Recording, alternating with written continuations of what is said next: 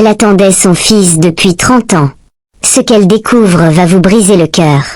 Dans un petit village de Casamance, vivait Mama Awa, une vieille femme connue pour sa sagesse et son sourire. Chaque matin, elle s'asseyait sous le grand baobab, tressant des paniers et racontant des histoires aux enfants. Mais ce que personne ne savait, c'est qu'elle portait un chagrin ancien, un vide que ni le temps ni les sourires n'avaient pu combler. Il y a 30 ans, son fils unique, Samba, avait quitté le village pour tenter sa chance en Europe. Il lui avait promis de revenir vite. Chaque mois, il envoyait une lettre, puis, un jour, plus rien. Les années passèrent. On disait que Samba avait disparu en mer, comme tant d'autres. Mais Mama Awa refusait de croire à sa mort. Tous les soirs, elle préparait un bol de riz pour lui et posait une bougie à sa fenêtre, au cas où il reviendrait affamé et perdu. Un jour, alors que le soleil se couchait, un jeune homme arriva au village.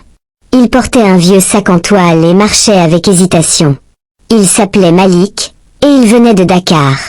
Il expliqua qu'il avait trouvé, dans les affaires de son père mourant, une lettre jamais envoyée, adressée à Mama Awa.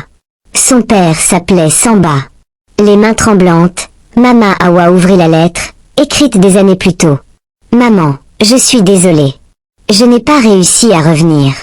J'ai tout perdu, sauf le souvenir de tes bras, de ton sourire, de ton bol de riz. Si un jour quelqu'un lit ceci, qu'il te dise que je t'aime plus que tout, et que je suis désolée de ne pas avoir tenu ma promesse. » Mama Awa ne pleura pas. Elle ferma les yeux, serra la lettre contre son cœur, et murmura. « Tu es enfin rentré à la maison, mon fils. » Ce soir-là, la bougie à la fenêtre s'éteignit pour la première fois depuis 30 ans. Si cette histoire t'a touché, abonne-toi. D'autres vérités du cœur t'attendent ici, sur Africa Story.